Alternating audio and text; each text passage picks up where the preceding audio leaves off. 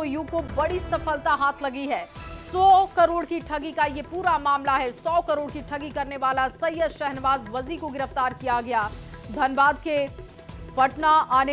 से पटना आने के दौरान पटना स्टेशन से ईओयू की टीम ने इसे गिरफ्तार किया है। ईओयू के एडीजी नैयर हसनैन खान को गुप्त जानकारी मिली थी, जिसके आधार पर यह पूरी कार्रवाई करते हुए गिरफ्तारी की गई और पिछले 3 साल से फरार था। 2 सहयोगी रजनीकांत और शौकत अली की भी गिरफ्तारी हो चुकी है। अब इनके पूरे कनेक्शन को खंगाला जा रहा है, लेकिन एक बड़ी गिरफ्तारी के तौर पर देखा जा रहा है। 100 करोड़ की ठगी का ये पूरा मामला है। 100 करोड़ की ठगी करने वाला सैयद शहनवाज वजी, जिसकी तस्वीरें आप देख रहे थे, इसकी गिरफ्तारी हुई है और धनबाद से पटना आने के दौरान पटना स्टेशन से इसकी गिरफ्तारी की गई। और चलिए बात मॉनसून सत्र की होगी। बिहार विधानसभा में मॉनसून सत्र के दूसरे दिन विपक्ष ने जमकर हंगामा और बवाल किया। एसआईआर के खिलाफ विपक्ष ने विधायकों से बहस की और बहस करने के बजाय कुर्सी और टेबल तोड़ने की भी कोशिश हो गई। स्पीकर बार बार समझाते रहे, लेकिन विपक्ष ने एक नहीं सुनी। बिहार में अब कुर्सी की लड़ाई कैसे कुर्सी फेंकने पर आ गई है, आपको दिखाते हैं।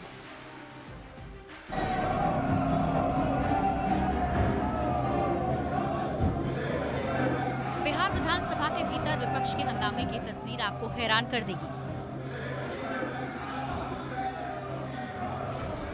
लोकतंत्र के मंदिर में जहां बहस और चर्चा से समाधान निकलता है, वहां सदन में विपक्ष कुर्सी उछाल रहा है। विधायकों के बीच धक्का मुक्की हो रही है। कुर्सी की लड़ाई में सदन में कुर्सी फेंकी जा रही है। बिहार विधानमंडल के मॉनसून सत्र के दूसरे दिन विपक्ष ने विशेष मतदाता पुनरीक्षण पर जमकर बवाल काटा। विपक्ष के बवाल के चलते पहली पाली भी दोनों सदनों में हंगामे के बाद स्थगित कर दी गई और दूसरी पाली भी हंगामे की वजह से स्थगित करनी पड़ी। विधानसभा में विपक्ष के विधायकों ने फिर कुर्सी टेबल तोड़ने की कोशिश की। आप खुद देखिए तस्वीरें। विपक्ष ने एसआईआर के मुद्दे पर किस तरह सदन में बवाल काटा है। विधानसभा में कुर्सी तोड़ने की कोशिश हो रही है। विधायक कुर्सी और टेबल के साथ कुश्ती कर रहे हैं। विपक्ष के विधायकों ने रिपोर्टिंग टेबल को उठा लिया है। स्पीकर नंदकिशोर यादव विपक्ष के विधायकों को ऐसा करने से रोकते रहे, लेकिन विपक्ष के विधायकों ने लोकतंत्र के मंदिर में विधानसभा अध्यक्ष की एक नहीं सुनी। विपक्ष एसआईआर पर चर्चा को लेकर अड़ा रहा। मार्शल ने जब विधायकों को रोकने की कोशिश की तो विपक्ष के विधायक मार्शल से ही भिड़ गए। विधानमंडल के मॉनसून सत्र में विपक्ष को बोलने की इजाजत दी गई, लेकिन बोलने के बजाय वो सदन के वेल में पहुंच गए और हंगामा खड़ा कर दिया। सदन के भीतर और बाहर विपक्ष ने जमकर बवाल काटा। सदन के बाहर विपक्ष ने काले कपड़े में एसआईआर के खिलाफ प्रदर्शन किया। बिहार में विशेष मतदाता पुनरीक्षण पर सियासत हाई है। विपक्ष के विधायक हर हाल में एसआईआर पर बहस चाहते हैं। इस बीच दिल्ली में सुप्रीम कोर्ट में ईसी की तरफ से हलफनामा दायर किया गया। निर्वाचन आयोग ने कोर्ट में बिहार में जारी एसआईआर का बचाव किया। निर्वाचन आयोग ने बताया, एसआईआर के तहत 90% से अधिक मतदाताओं ने नामांकन फॉर्म भर दिए हैं। आयोग गरीब, हाशिए पर मौजूद वर्गों पर विशेष ध्यान दे रहा है। इस अभियान का उद्देश्य ये सुनिश्चित करना है कि कोई भी मतदाता सूची से छूटे नहीं। ईसीआई ने कहा, आधार को 11 दस्तावेजों की सूची में शामिल नहीं किया गया, क्योंकि ये भारत के संविधान के अनुच्छेद 326 के तहत मतदाता की पात्रता साबित करने में मदद नहीं करता। ईसीआई ने ये भी स्पष्ट किया है कि उपलब्ध कराई गई दस्तावेजों की सूची संकेतात्मक है, न कि अंतिम। आयोग ने ये भी कहा, ये पहला मौका है जब सभी राजनीतिक दलों ने इतनी बड़ी संख्या में भागीदारी की है। ये पहल जनता के भरोसे को बहाल करने की कोशिश है। एसआईआर पर निर्वाचन आयोग ने सुप्रीम कोर्ट में हलफनामा देकर एसआईआर पर अपनी मंशा साफ कर दी है, लेकिन विपक्ष इसे मानने को तैयार नहीं है। बिहार में कुर्सी की लड़ाई कुर्सी फेंकने पर आ गई है। न्यूज़ 18 के लिए पटना से संवाददाता आनंद अमृतराज, शैलेंद्र और अमित कुमार की रिपोर्ट। तो देखिए, आपको तस्वीरें हमने दिखाई किस तरीके से संसद के भीतर कुर्सियां फेंकी गई। हालांकि तेजस्वी यादव ने ये गंभीर आरोप लगाए कि एसआईआर के तहत मतदाताओं के नाम काटने की कोशिश हो रही है और इस पर बहस नहीं कराई जा रही। अगर बहस करा दी जाए तो विपक्ष के पास कई सवाल है जिसका जवाब सरकार नहीं दे सकती। एसआईआर पर दिल्ली से लेकर बिहार तक सियासी संग्राम जारी है। तेजस्वी यादव ने एक बार फिर से एसआईआर सदन में चर्चा कराने की मांग की और बीजेपी जेडीयू की चुप्पी पर सवाल उठा दिए। एनडीए ने कहा कि विपक्ष को संवैधानिक संस्थान पर विश्वास नहीं है। ये रिपोर्ट देखिए। एसआईआर पर बिहार विधानसभा में इसकी चर्चा जो है कराई जाए। बिहार में विशेष मतदाता पुनरीक्षण पर सियासत आई है। मतदाता पुनरीक्षण पर बिहार विधानसभा से लेकर दिल्ली में संसद तक बवाल मचा। एसआईआर के खिलाफ दिल्ली से लेकर पटना तक विपक्ष प्रदर्शन कर रहा है। बिहार विधानसभा में हंगामा और बवाल के बाद नेता प्रतिपक्ष तेजस्वी यादव ने बिहार में मतदाता पुनरीक्षण पर एक बार फिर चर्चा करने की मांग की। तेजस्वी ने कहा, बीजेपी और जेडीयू इस पर चुप क्यों है? बिहार लोकतंत्र की जननी है और बिहार में ही लोकतंत्र को खत्म करने का प्रयास किया जा रहा है। ये हम लोग हर के सोने नहीं देंगे। बहुत हम चाहेंगे कि कार्य मंथना की बैठक जो है बुलाई जाए और विशेष तौर पे एसआईआर पर बिहार विधानसभा में इसकी चर्चा जो है कराई जाए। महोदय, सलाह दिया लेकिन कोई नतीजा जो है नहीं निकल पाया। लोगों में कंफ्यूजन है और किस तरीके से चुनाव आयोग का पूरा प्रोसेस जो है फॉर्म साइन करके अंगूठा लगा के अपलोड कर रहे हैं। 11 ऐसे डॉक्यूमेंट्स हैं जो गरीबों के पास नहीं है। एसआईआर पर बिहार से लेकर दिल्ली तक सियासी बवाल मचा है। विपक्ष के हंगामे और एसआईआर पर सवाल उठाने के बाद एनडीए भी जोरदार पलटवार कर रहा है। ये संविधान विरोधी मानसिकता के लोग हैं। संविधान में विश्वास नहीं है, संवैधानिक संस्था पर विश्वास नहीं है। किसी भी पिछड़े दलित समाज या कोई सामान्य जो भारत का नागरिक है वो किसी का मतदाता सूची से नाम नहीं कटेगा। इलेक्शन कमीशन को अधिकार है मतदाता सूची के पुनरीक्षण का।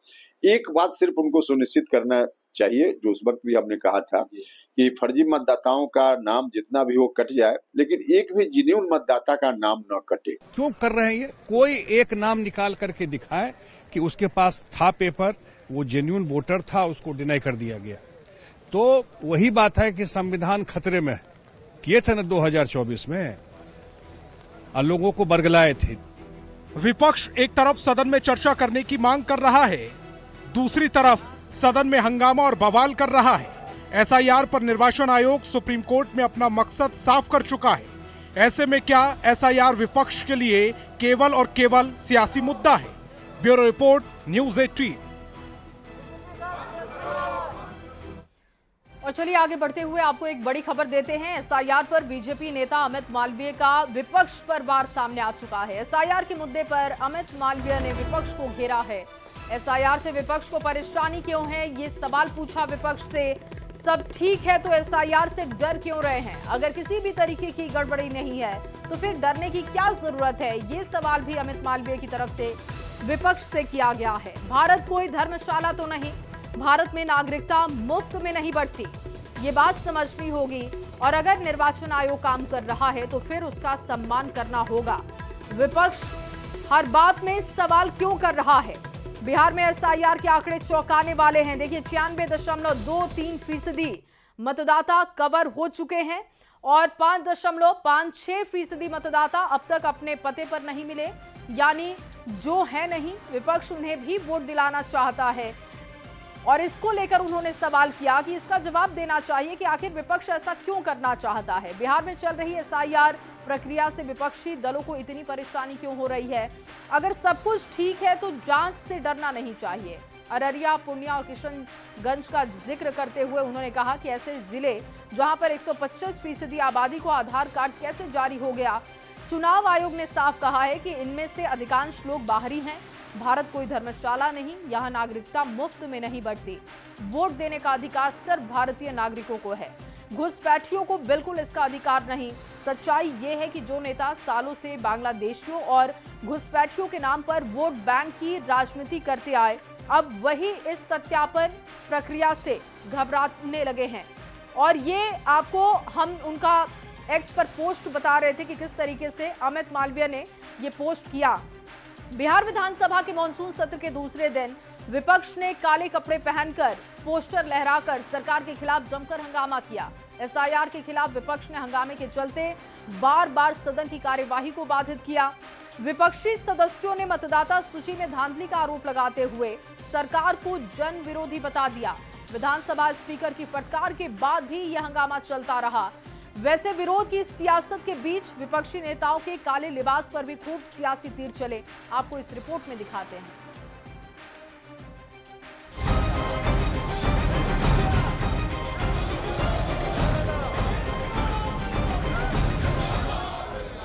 बिहार विधानसभा में सरकार के खिलाफ प्रदर्शन कर रहे विपक्षी विधायकों का लिबास देखिए। विपक्षी नेताओं के लिबास का रंग भी देख लीजिए। दिन मंगलवार, वैसे तो ये दिन हनुमान जी का कहा जाता है, पर बिहार की सियासत में चर्चा शनिदेव की रही। विपक्ष के सभी विधायक काले कपड़े में सरकार का विरोध करने पहुंच गए। विपक्षी विधायकों के कपड़े पर तंज कसते हुए डिप्टी सीएम सम्राट चौधरी ने कहा कि उन लोगों पर शनिचरा ग्रह चढ़ गया है, इसलिए वे काले कपड़े पहनकर सदन में आए। काला कपड़ा पहने के लोग पर शनिचरा गड़ा है, इसलिए बचने के लिए ये देखिए, कहता है ना, काले कपड़े वाले तेरा मुंह काला। तिलों को तो मुंह भी काला है और दिल भी काला है। तो काला कपड़ा पहन कई लोग लोकतंत्र की हत्या करना चाहता है। तेजस्वी यादव सहित पूरा विपक्ष काला कुर्ता पहनकर सदन आया था, पर तेज प्रताप यादव सफेद कुर्ते में नजर आए। तेज प्रताप ने कहा कि उन पर भी शनिचरा ग्रह है। आमतौर पर वे शनिवार को काला कुर्ता पहनते हैं, पर उनके जीवन का मंत्र सादा जीवन उच्च विचार है। हालांकि तेज प्रताप सदन की कार्यवाही में शामिल नहीं हुए। आप काला कुर्ता में आज नहीं आए हैं, सारे लोग आज ऐसे ही रहता है, सादा जीवन उच्च विचार। वाह। शनिचरा ग्रह जैसे शब्द का मतलब आमतौर पर अशुभ और हानिकारक माना जाता है। शायद सम्राट चौधरी ने इसी संदर्भ में बयान दिया हो। सम्राट के तंज पर कांग्रेस और आरजेडी के नेता पलटवार करने से नहीं चूके। देखिए, सम्राट चौधरी जी को हिंदू माइथोलॉजी की जानकारी नहीं है। उन्हें पता ही नहीं है कि शनि वक्री भी चलते हैं, और शनि जब वक्री चलते हैं तो ये जो सत्ता के मदांध लोग हैं ना, उनका नाश करते हैं। तो इस बार इन मदांधों का नाश होना है। बिहार ने इनका नाश लिख दिया है। लोकतंत्र को स्याह करने वाले भारतीय जनता पार्टी के नेता जिस तरह की भाषा बोलते हैं, सबसे पहले तो उनको देख लेना चाहिए कि आखिर क्या कारण है कि लोकतंत्र लोकतांत्रिक प्रक्रिया को कहीं ना कहीं चुनाव आयोग के माध्यम से कमजोर करने का प्रयास किया जा रहा है। मतदाता पुनरीक्षण कार्य के बीच विपक्ष लगातार सरकार पर हमलावर है। सवाल वोट बैंक का है तो सवाल निर्वाचन आयोग और सरकार की साख से भी जुड़ा है। पर मंगलवार को सदन में जिस तरह से काले कपड़े के जरिए विरोध प्रदर्शन किया गया, उस पर सियासत बेहद गर्म है। न्यूज़ 18 के लिए पटना से संवाददाता आनंद अमृतराज, रवि एस नारायण और शैलेंद्र कुमार की रिपोर्ट। और वहीं तेज प्रताप यादव ने एसआईआर को गंभीर मामला बता दिया। तेज प्रताप ने कहा कि विपक्ष अपनी मांग रख रहा है। टीम तेज प्रताप यादव की भी यही मांग है। हम भी सरकार को घेरने का काम कर रहे हैं। तेज प्रताप यादव ने कहा कि टीम तेज प्रताप यादव को पार्टी बनाने का कोई मकसद नहीं है। एकजुट होने का माध्यम ये है जिसके माध्यम से जनता की समस्याओं को निपटाने की कोशिश की जाती है। हाँ, तो ये गंभीर मामला है एसआईआर का, और सभी लोग जितने विपक्ष में हैं सभी लोग अपनी मांग को कर रहे हैं, और हम लोग का भी मांग है, हमारा भी मांग है। टीम तेज प्रताप यादव का भी मांग यही है कि हम लोग इसको सरकार को घेरने का काम कर रहे हैं। और ये जो मामला है बहुत गंभीर मामला है, जिसको लेकर के सब लोगों ने देखा कि किस तरीके से नेता प्रतिपक्ष तेजस्वी जी और सभी विधायकगण के सभी लोग जो हैं वो किस तरीके से सरकार को घेरने का काम किया। हमारा ऐसा कोई मकसद अभी नहीं है कि इसको हम पार्टी बना रहे हैं कि क्या कर रहे हैं, क्योंकि पार्टी ऑलरेडी है। और टीम तेज प्रताप यादव एक जुड़ने का माध्यम है, एक प्लेटफॉर्म है जिससे लोग हमसे जुड़ते हैं, हमसे मिलते हैं, और जनता का जो समस्या होता है ज़्यादा से ज़्यादा हम निदान कोशिश करते हैं कि उनका निपटारा हो सके। और अगली खबर पटना से, जहां बीजेपी की कोर कमेटी की बैठक पटना स्थित पार्टी कार्यालय में शुरू हो चुकी है। इस वक्त की बड़ी जानकारी आपको दे रहे हैं। बैठक में प्रदेश अध्यक्ष दिलीप जायसवाल, डिप्टी सीएम सम्राट चौधरी, विजय सिन्हा, केंद्रीय मंत्री नित्यानंद राय, संजय जायसवाल, जनक राम सहित कई बड़े नेता मौजूद हैं। बैठक में आगामी विधानसभा चुनाव को लेकर रणनीति तैयार हो रही है और इसके साथ ही पार्टी के आगामी कार्यक्रम क्या होंगे, संगठन विस्तार कैसे किया जाए और जनसंपर्क अभियानों को लेकर भी यहां पर चर्चा हो रही है। विधानसभा के मानसून सत्र में पार्टी की भूमिका और मुद्दों को लेकर भी विचार विमर्श इस वक्त इस बैठक में चल रहा है, जिसकी तस्वीरें हम आपको दिखा रहे हैं। और नित्यानंद राय भी इस बैठक में शामिल हैं। देखिए, शहनवाज हुसैन को भी आप देख रहे हैं। इसी तरीके से संगठन और पार्टी के तमाम बड़े नेता इसमें पहुंचे हुए हैं। बीजेपी कोर कमेटी की अहम बैठक है। और पटना संवाददाता रवि एस नारायण इस वक्त फोन लाइन पर जुड़ चुके हैं। रवि, बैठक शुरू हो चुकी है, जानकारी दीजिएगा। देखिए, बीजेपी कार्यालय में पिछले लगभग 1.5 घंटों से जो कोर कमेटी की जो बैठक है वो जारी है और इस कोर कमेटी की बैठक में जो प्रदेश अध्यक्ष हैं दिलीप जायसवाल, डिप्टी सीएम जो सम्राट चौधरी, विजय सिन्हा सहित तमाम जो कोर कमेटी के मेंबर हैं वो बैठे हैं। और इस बैठक में जो चुनावी साल है, चुनावी साल में आने वाले दिनों में जो कार्यक्रम बनने हैं, जो प्रचार को लेकर के हो और जो जनता के बीच जो कार्यक्रम बनने हैं, उसके तमाम खाका जो है वो बैठ करके तैयार किया जा रहा है। साथ ही विपक्ष को कैसे मजबूती से जवाब दिया जाए, इस पर चर्चा हो रही है। और खासकर जो मानसून सत्र चल रहा है जिसमें चुनावी पुनरीक्षण को लेकर के जिस ढंग से विपक्ष लगातार हमले हैं, उस पर कैसे जवाब दिया जाए और सरकार की बातों को कैसे जनता तक पहुंचाए, इन तमाम मुद्दों पर गहन विमर्श जो है वो जारी है। जी, बहुत शुक्रिया रवि तमाम जानकारी के लिए, अपडेट के लिए। और वहीं बिहार में बढ़ते अपराध पर लगाम लगाने के लिए पुलिस ने अब कमर कस ली है। यूपी की तर्ज पर बिहार में भी ऑपरेशन लंगड़ा चलाया जा रहा है। पटना के पारस अस्पताल में हुए हत्याकांड के आरोपियों का पुलिस ने आरा में एनकाउंटर किया। अपराधियों के साथ मुठभेड़ में पुलिस ने गोली चलाई जिसमें 2 आरोपी घायल हो गए। हालांकि पुलिस के एक्शन को लेकर अब सियासत हो रही है। आपको ये खास रिपोर्ट दिखाते हैं।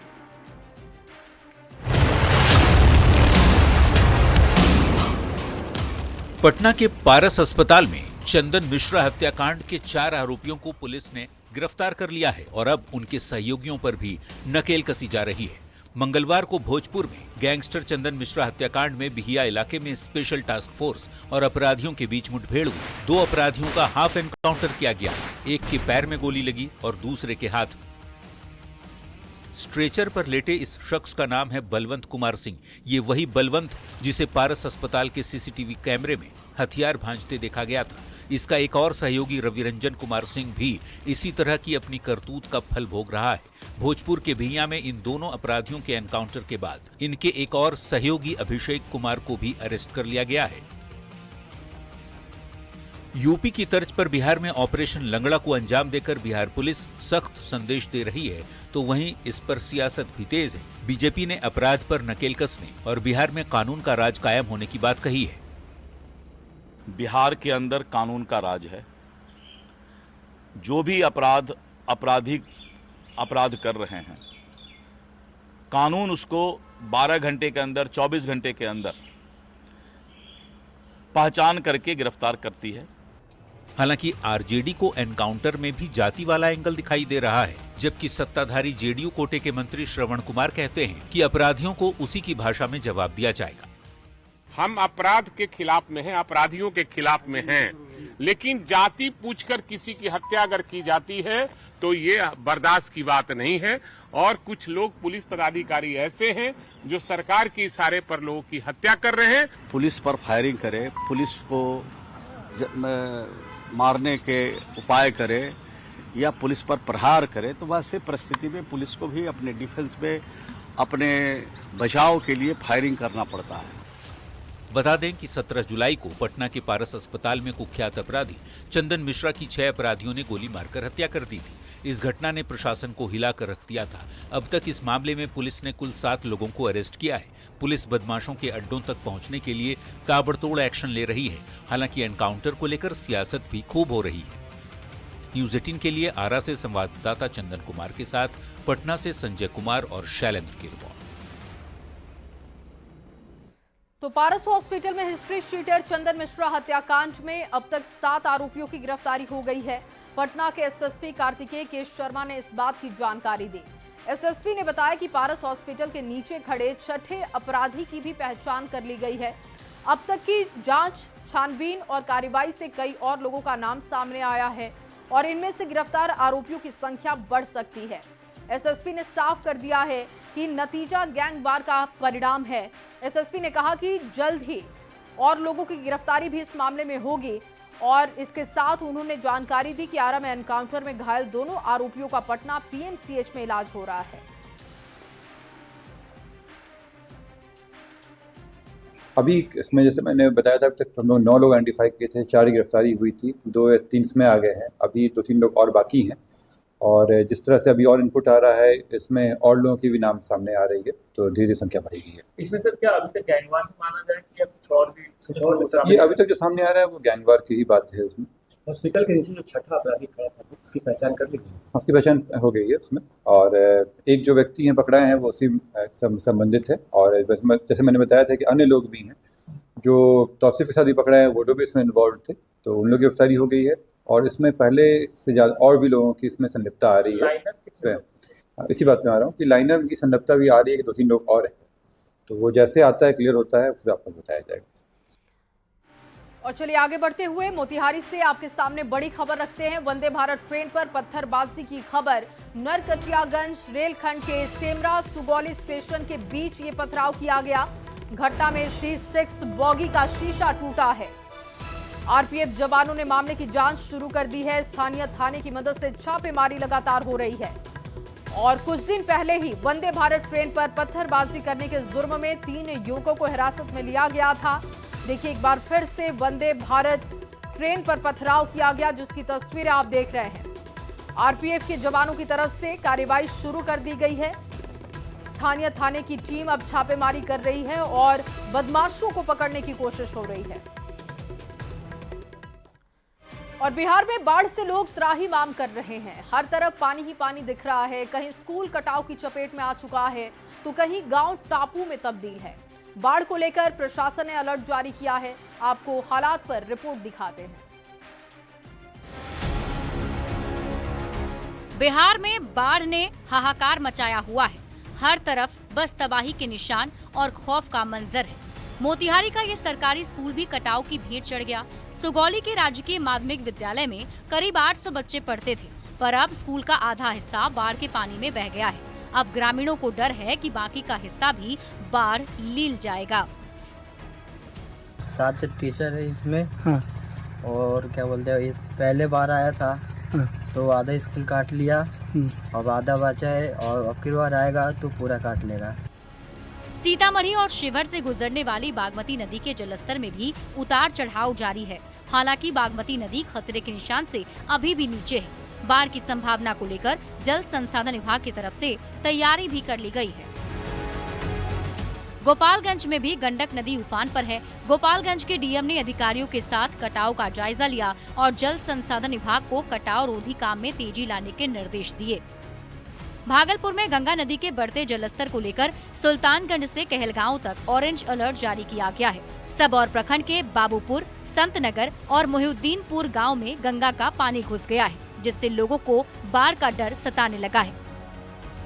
हालांकि डीएम ने स्थिति को फिलहाल सामान्य बताया। सुल्तानगंज में गंगा खतरे के निशान से ऊपर बह रही है। नमामि गंगे घाट पर जिला प्रशासन की ओर से बनाए गए टेंट सिटी में पानी घुसने लगा है। मुंगेर के बरियारपुर प्रखंड के निचले इलाकों में भी बाढ़ का पानी फैलने लगा है। इससे कई गांव के लोग डरे हुए हैं। कई सड़क पर भी पानी आ गया है। जल स्तर ऐसे ही बढ़ता रहा तो गांव का मुख्य मार्ग से संपर्क टूट जाएगा। गांव टापू बन जाएंगे। लालजी टोला गांव में भी बाढ़ का पानी घरों तक पहुंच गया है। पूरे बिहार में बाढ़ से लोग त्राहिमाम कर रहे हैं। प्रशासन अलर्ट पर है, पर नदियों का जलस्तर इतनी तेजी से बढ़ रहा है कि सारी तैयारी धरी की धरी रह जा रही है।